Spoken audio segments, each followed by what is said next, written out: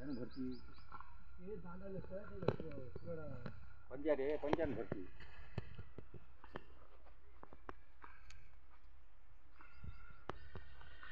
शेतकरी मित्रांनो, शेतकऱ्यांची शेती शाळा प्राकृतिक आधुनिक कृषी शोध प्रशिक्षण चिकित्सालय रामपुरी बुद्रुकमध्ये आपले सहर्ष स्वागत आहे। आज आपण ऊसासाठी पायाभरणी बेसल डोस तयार करत आहोत। ब्लॅक गोल्ड जैविक आणि सेंद्रिय खत। तर यासाठी काय काय पाहिजे? यासाठी आपल्याला पाहिजे रासायनिक खत।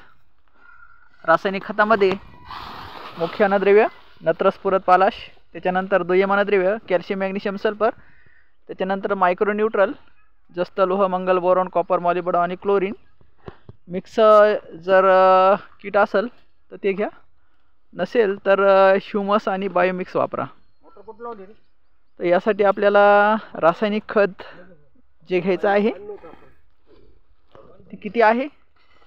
1 एकरचा डोस जर असेल तर जवळपास 200 किलो असेल सरासरी अंदाज। 2 एकरचा असेल तर 400 किलो, 5 एकरचा असेल तर 4×5 = 20। तर या हिशोबाने आपल्याला जेही रासायनिक खत असेल, जर उदाहरण देऊन सांगतो, रासायनिक खत जर आपला आहे 100 किलो तर 400 किलो आपल्याला घ्यायचं आहे कुजलेलं शेणखत। हे उकंड आहे आणि उकंड्यातलं च्या खालचं जे कुजलेलं शेणखत आहे ते आपण घेत आहोत। कुजलेलं शेणखत घ्यायचं आहे आपल्याला रासायनिक खताच्या 4 पट।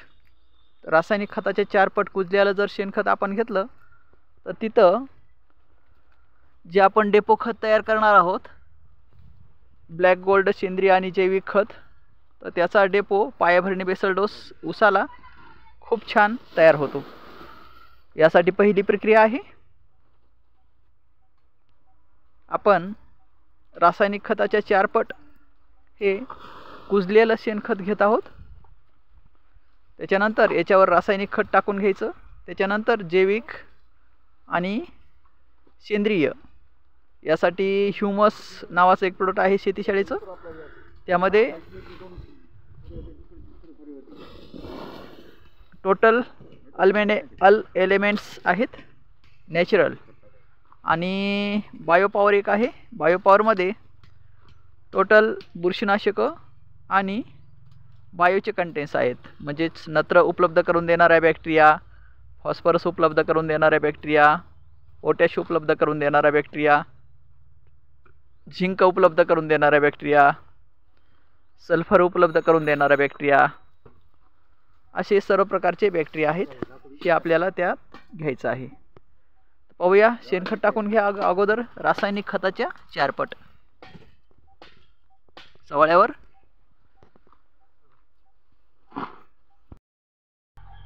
रासायनिक खताचं हे गोडाऊन आहे आपाचं खूप छान नियोजन असतं। तर इथं पहा, त्यांनी खत आणून ठेवले आहे आपल्याला बेसल डोसमध्ये टाकण्यासाठी। 2 एकरचा बेसल डोस आपण तयार करत आहोत। रासायनिक खत आणि सेंद्रिय आणि जैविक बायो हे मिक्स कसं करायचं, तर ह्या निंबोळी पेंड आहे 4 बॅग, 2 एकरसाठी निंबोळी पेंड 4 बॅग, डीएपी आहे 2 एकरसाठी 4 बॅग, त्याच्यानंतर potash MOP muriate of potash घ्यायचं आपल्याला 2 बॅग 2 एकरसाठी। त्याच्यानंतर घ्यायचं आहे सल्फर 5 किलो 1 एकरसाठी, 2 एकरसाठी सल्फरच्या 2 बॅग। त्याच्यानंतर कॅल्शियम नायट्रेट घ्यायचं आहे 5 किलो आपल्याला प्रति एकर। 2 एकरसाठी आपल्याला घ्यायचं आहे 10 किलो, आणि हे मॅग्नेशियम सल्फर घ्यायचं आहे आपल्याला प्रति एकर 10 किलो। ही 25 kg ची बॅग आहे, म्हणजे 25 किलो आपण टाकून देऊ। 10 2 20 किलो टाकायचं आहे, 20 किलो टाकून आहे 25 किलो टाकू। तर अशा पद्धतीनं 2 एकरचा डोस आला लक्षात।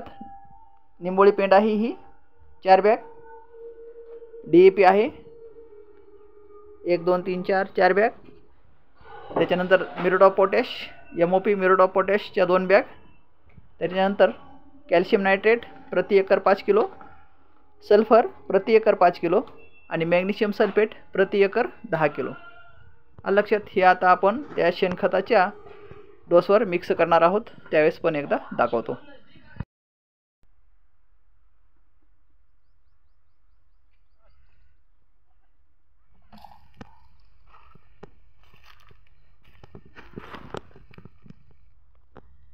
शेणखत,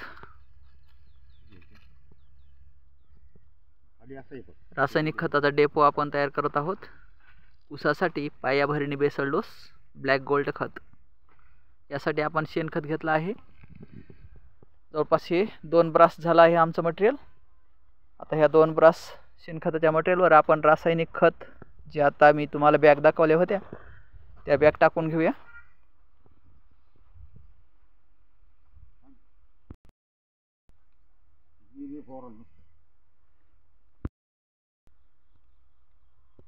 गोब्रेला आहे हा, गोब्रेला डिकम्पोजिशनची प्रक्रिया करणारा गोब्रेला, हा गोब्रेला आहे.